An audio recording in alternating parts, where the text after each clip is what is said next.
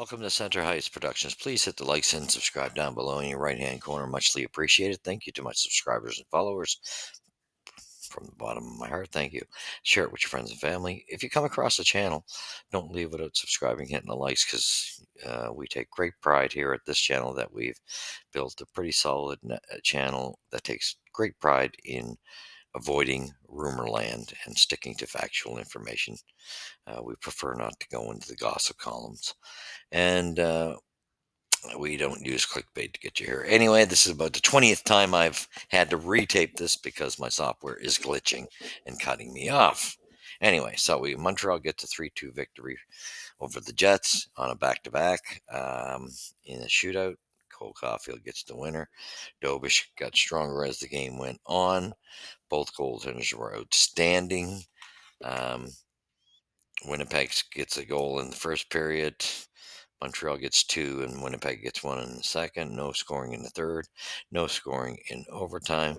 Cole Caulfield was the only goal scorer in the shootout, and you kind of sensed he was going to get it. He was coming on, missed a few great, grand opportunities. So how fitting that he got it. First period, 11 shots apiece. Second period, 11-8 for Winnipeg. Third, 8-7 for Winnipeg. 5-1 in shots for Montreal in overtime. They came very close, 31 apiece, and Dobish made a nice big save in overtime as well. Shifley scores the first one at 18:35 in the first period.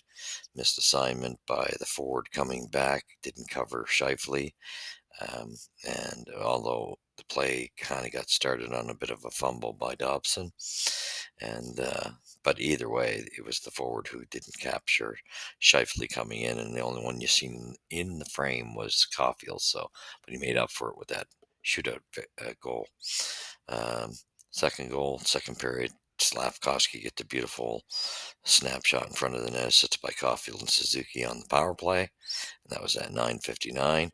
Didn't take long for Kyle Connor to score at 11:53, assisted by Velarde and Shifley. They go back up, but Oliver Cabinet gets a beauty snapshot in front of the net, set up by Demidov, who was making beautiful passes, assisted by Texier at 14:03.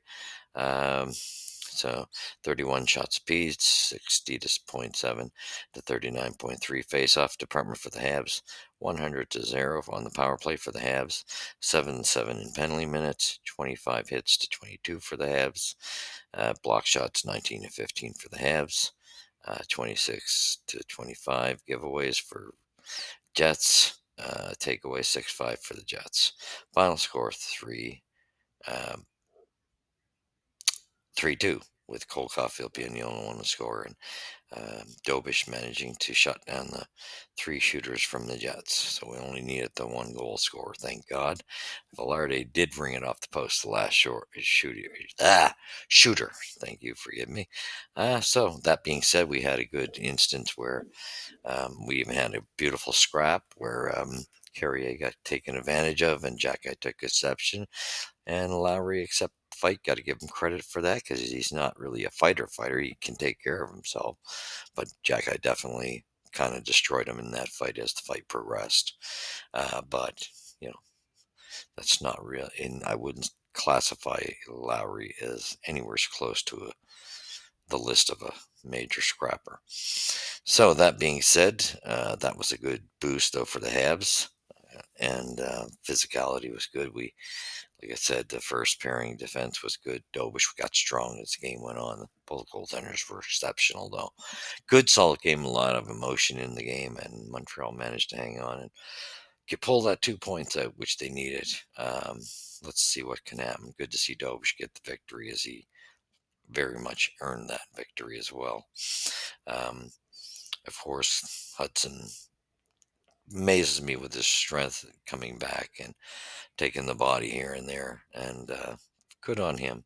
Yeah, I love that little guy, even though there's mistakes with him and Struble in the pairings. Sometimes when they get trapped, boy, he puts the effort in. But what the magic he does, him and Demidov with the puck, they were both exceptional tonight.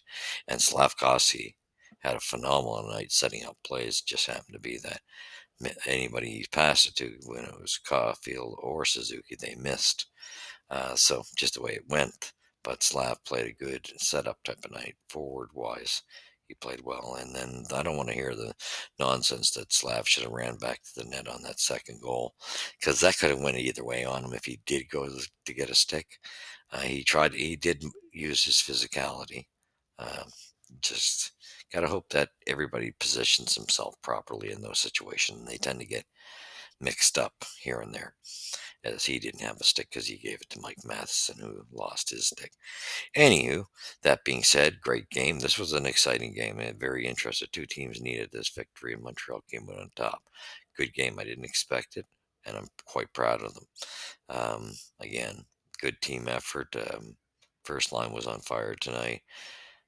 Demidov and Hudson looked great. Kapanen had more juice in his game, and Anderson on that other line looked good and very much physical. His physicality was there, and that's what I like to see from Andy. And he was good on the penalty kills too.